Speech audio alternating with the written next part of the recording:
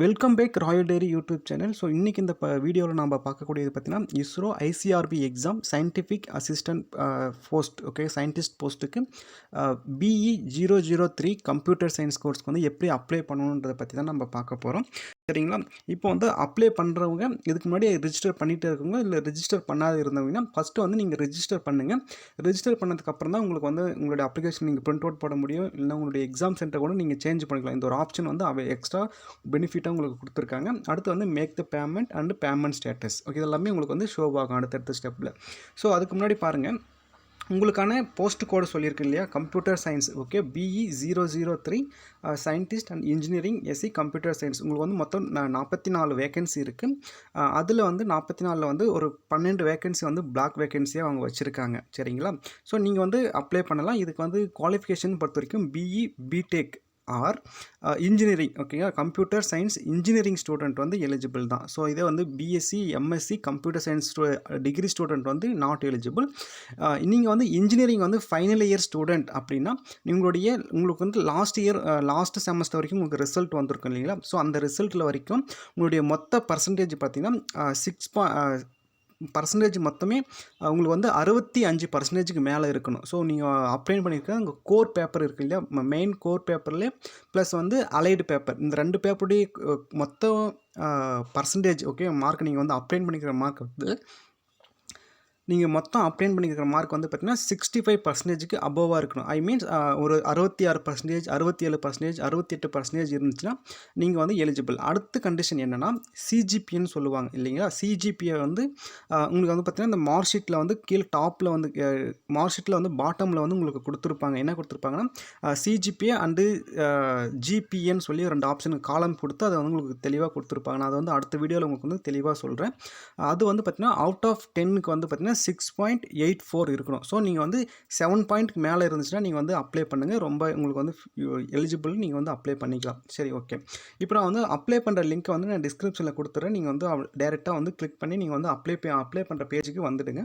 So நீங்கள் வந்தீங்கன்னா உங்களுக்கு வந்து அப்ளிகேஷன் பேஜ் வந்து உங்களுக்கு இந்த மாதிரி தான் ஷோ ஆகும். சரிங்களா? So application form, advertisement number 0225 post applied for scientist and engineering SC computer science, post number BE003. ஓகேங்களா? ஸோ அடுத்து வந்து பார்த்திங்கன்னா மொத்தம் உங்களுக்கு வந்து இதில் வந்து மொத்தம் 8 ஸ்டெப்பு இருக்குது. சரிங்களா? 8 ஸ்டெப்பு நீங்கள் வந்து பர்ஃபெக்டாக ஃபில் பண்ணால் மட்டும்தான் நீங்கள் வந்து அப்ளிகேஷன் வந்து சக்ஸஸ்ஃபுல்லி சப்மிட் பண்ண தான் உங்களுக்கு வந்து கன்சிடர் பண்ணிப்பாங்க.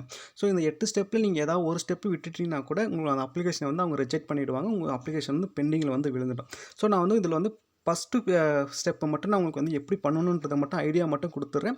நீங்கள் வந்து இந்த லிங்க்கில் போய்ட்டு நீங்கள் அப்ளை பண்ணிவிடுங்க. சரிங்களா? ஸோ நான் என்ன இன்ஸ்ட்ரக்ஷன் சொல்லிடுறேன். ஸோ நீங்கள் இதில் பார்த்தீங்கன்னா நேம் கேட்பாங்க. சரிங்களா? நேமை பொறுத்த வரைக்கும் உங்களுடைய 10th மார்க் ஷீட்டில் என்ன நேம் இருக்கோ அப்படியே கொடுங்க. கேபிட்டல் லெட்டரில் இருந்தால் கேபிட்டல் லெட்டரில் டைப் பண்ணுங்கள். ஸ்மால் லெட்டரில் இருந்தால் ஸ்மால் லெட்டரில் டைப் பண்ணுங்கள். இனிஷியல் முன்னாடி இருந்து ஸ்பேஸ் விட்டு உங்கள் நேம் இருந்துச்சுன்னா அதில் எப்படி இருக்கோ நீங்கள் அப்படியே டைப் பண்ணிவிடுங்க. சரிங்களா? ஸோ அடுத்து வந்து பார்த்திங்கன்னா உங்களுடைய இமெயில் அட்ரஸ் வந்து என்ட்ரு பண்ணணும். சரிங்களா? இமெயில் அட்ரஸ் இருக்கும். அடுத்து வந்து நீங்கள் ஜெண்டரை வந்து என்ட்ரு பண்ணணும். கேட்டகரி வந்து என்ட்ரு பண்ணணும். ஸோ நீங்கள் OBC, SC, ST, general, transgender இந்த மாதிரி எந்த கேட்டகரின்றையும் நீங்கள் அதை என்ட்ரு பண்ணுற மாதிரி இருக்கும். நீங்கள் எக்ஸ் சர்வீஸ் மேனாக இருந்தீங்கன்னா ex service man yes or no கொடுங்க. நீங்கள் வந்து பர்சனல் வித் டிசேபிலிட்டி பிடபிள்யூடி கேண்டிடேட் இருந்தீங்கன்னா எஸ் கொடுங்க, இல்லைனா நோ கொடுத்துடுங்க. ஸோ அடுத்து வந்து இன்கேஸ் நீங்கள் வந்து ஸ்டேட் கவர்மெண்ட், சென்ட்ரல் கவர்மெண்ட் இல்லை பிஎஸ்யூ இல்லை அட்டானமஸ் பாடியில் எங்கேயாவது ஒர்க் பண்ணுறீங்கன்னா எஸ் கொடுங்க. நீங்கள் ஒர்க் பண்ணலை அப்படின்னா நோ கொடுத்துடுங்க. சரிங்களா? ஸோ ஏன் இது வந்து நீங்கள் இன்கேஸ் நீங்கள் எஸ் கொடுத்தீங்கன்னா நீங்கள் வந்து என்ஓசி சப்மிட் பண்ணணும். இன்டர்வியூ டைமில் என்ஓசி நீங்கள் சப்மிட் பண்ணுற மாதிரி இருக்கும். ப்ளஸ் வந்து ஐசிஆர்பி எக்ஸாம் வந்து பார்த்திங்கன்னா உங்களுடைய கன்வீனியன்ட்டுக்கு ஏற்ற மாதிரி அவங்க வந்து இன்டர்வியூக்கு வந்து உங்களுக்கு கூப்பிடுவாங்க. ஸோ இது ஒரு அட்வான்டேஜ் தான். அடுத்து வந்து பார்த்திங்கன்னா நீங்கள் வந்து ஏதாவது ஒரு டிபார்ட்மெண்ட் ஸ்டூடெண்ட்டாக இருக்கீங்க, இல்லை டிஆர்டிஓ, இஸ்ரோ இந்த மாதிரி வந்து டிபார்ட்மெண்ட் கேண்டிடேட்டாக இருந்தீங்கன்னா உங்களுக்கு வந்து 3 இயர்ஸ் வந்து ஏஜ் ரிலாக்ஸேஷன் அவங்க கொடுத்துருக்காங்க. ஸோ இருந்தீங்கன்னா எஸ் கொடுங்க, இல்லைன்னா நோ கொடுத்துடுங்க. சரிங்களா? அடுத்து வந்து உங்கள் ஃபாதர் நேம், உங்களுடைய டிசியில் வந்து என்ன நேம் கொடுத்துருக்கீங்களோ அந்த ஃபாதர் நேமை கரெக்டாக என்ட்ரு பண்ணிவிடுங்க.